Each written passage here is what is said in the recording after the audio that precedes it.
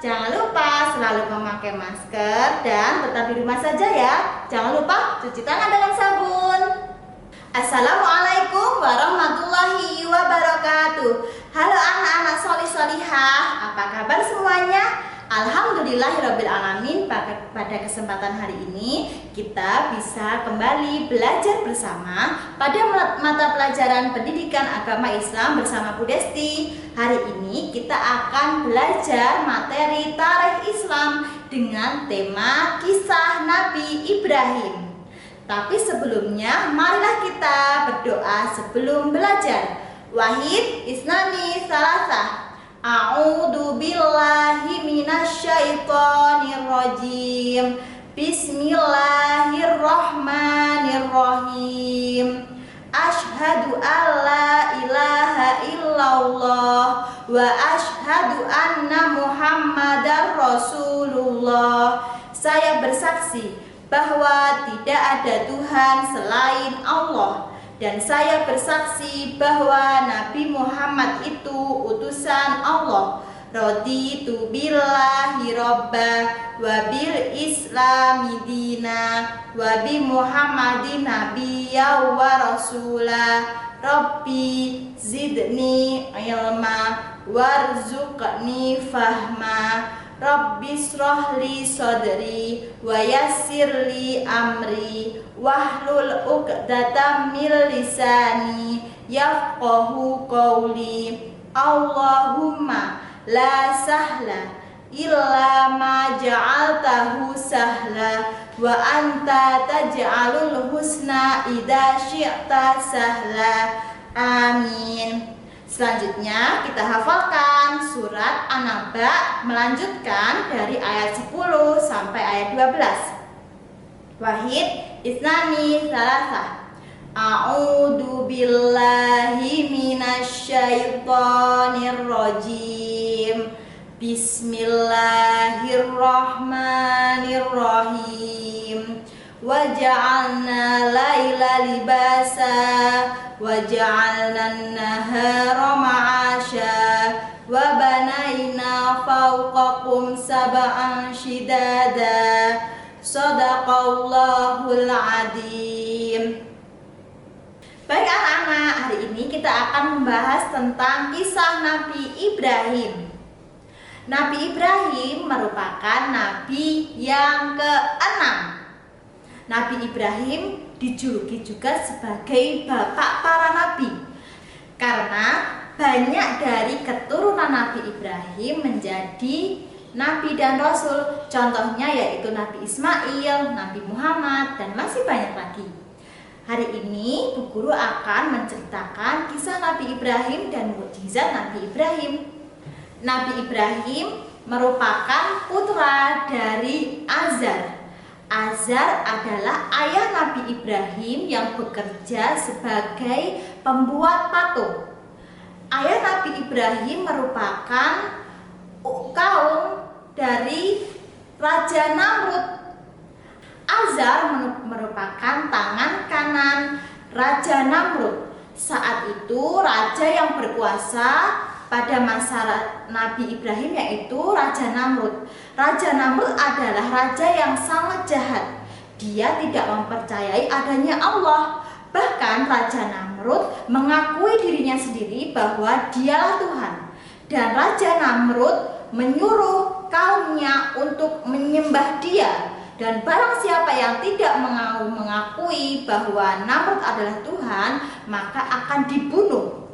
Nah, Azar atau ayah dari Nabi Ibrahim, tugasnya atau pekerjaannya yaitu membuat patung. Dari patung-patung ini maka kaum pada saat itu menyembah patung yang dibuat oleh Azar. Maka ketika Nabi Ibrahim dewasa, Nabi Ibrahim mendapat wahyu dari Allah untuk mengajak umatnya saat itu untuk menyembah Allah dan mempercayai Allah. Namun tidak ada satupun umat Nabi Ibrahim yang mau mengikuti agama Islam, karena saat itu umat-umatnya menyembah patung dan mempercayai Namrud. Sehingga Nabi Ibrahim ketika malam hari berniat untuk menghancurkan patung-patung buatan ayahnya yang disembah oleh umat saat itu. Ketika malam tiba, Nabi Ibrahim datang ke sebuah kuil di mana di dalam kuil tersebut terdapat patung-patung yang disembah oleh orang-orang kafir. Ketika itu Nabi Ibrahim membawa kapak yang besar, kemudian satu persatu patung yang berada di situ dihancurkan, kecuali satu patung yang paling besar yang berada di tengah. Patung yang paling besar dibiarkan oleh Nabi Ibrahim agar tetap utuh dan tidak dihancurkan. Kemudian kapak yang dibawa oleh Nabi Ibrahim untuk menghancurkan patung tadi diletakkan di bahu patung yang paling besar. Saat itu juga Raja Namrud marah besar dan memanggil Nabi Ibrahim. Kemudian Nabi Ibrahim dipanggil oleh Raja Namrud. Raja Namrud berkata, "Hei Ibrahim, apa yang kamu lakukan dengan patung-patungku? Mengapa kamu menghancurkan patung-patungku?" Apa ya jawaban Nabi Ibrahim? Nabi Ibrahim menjawab, "Aku tidak melakukan apa-apa. Aku tidak menghancurkan patung-patungmu, wahai Namrud. Kalau bukan kamu, siapa lagi? Karena dari sekian banyak umatku yang tidak mau menyembahku dan menyembah patung-patungku hanyalah engkau, Ibrahim."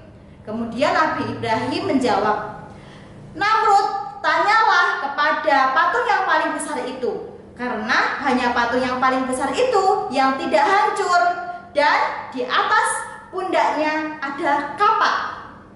Apa jawaban Namrud?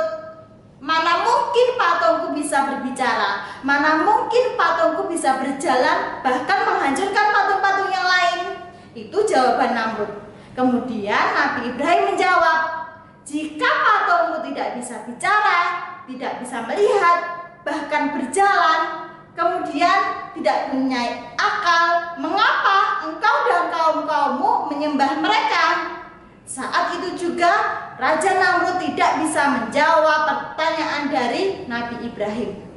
Namrud semakin marah. Akhirnya Raja Namrud memerintahkan pengawalnya untuk menyiapkan api di tengah lapangan. Api itu disiapkan untuk membakar Nabi Ibrahim karena kemarahan Raja Namrud akibat Nabi Ibrahim menghancurkan patung-patungnya.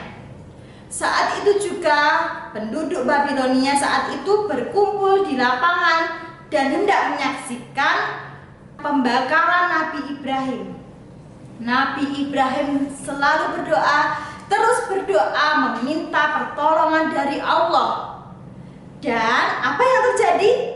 Ketika api mulai dinyalakan dan saat Nabi Ibrahim dilemparkan ke dalam api, semua penduduk yang ada di situ bersorak gembira karena mereka puas orang yang telah menghancurkan patung-patung sembahan orang-orang kafir ini sudah dibakar. Namun apa yang terjadi di dalamnya? Nabi Ibrahim terus berdoa. Di dalam api Nabi Ibrahim tidak merasakan panas. Bahkan sehelai kain baju Nabi Ibrahim pun tidak terbakar api. Bahkan Nabi Ibrahim merasa sejuk di dalam api. Hal ini karena pertolongan Allah kepada Nabi Ibrahim. Ketika api mulai padam, seluruh penduduk yang berada di situ merasa takjub, merasa kaget karena Nabi Ibrahim masih dalam keadaan hidup, tidak terbakar, tidak hangus. Dan saat itu juga Raja Namrud mempercayai bahwa Nabi Ibrahim adalah seorang nabi utusan Allah. Nah, anak-anak sekalian, itu tadi cerita singkat tentang kisah Nabi Ibrahim. Apa yang bisa kita contoh dari kisah Nabi Ibrahim tadi? Yang pertama yaitu kita harus selalu berdoa dan percaya kepada Allah. Seperti Nabi Ibrahim selalu percaya kepada Allah, berdoa kepada Allah, meminta segala sesuatu kepada Allah. Yang kedua, kita harus selalu bekerja keras, berusaha keras dalam segala kegiatan apapun, dan tidak boleh berputus asa. Dan yang paling penting yaitu kita harus selalu taat kepada Allah dengan cara mengerjakan segala perintah Allah dan meninggalkan segala larangannya.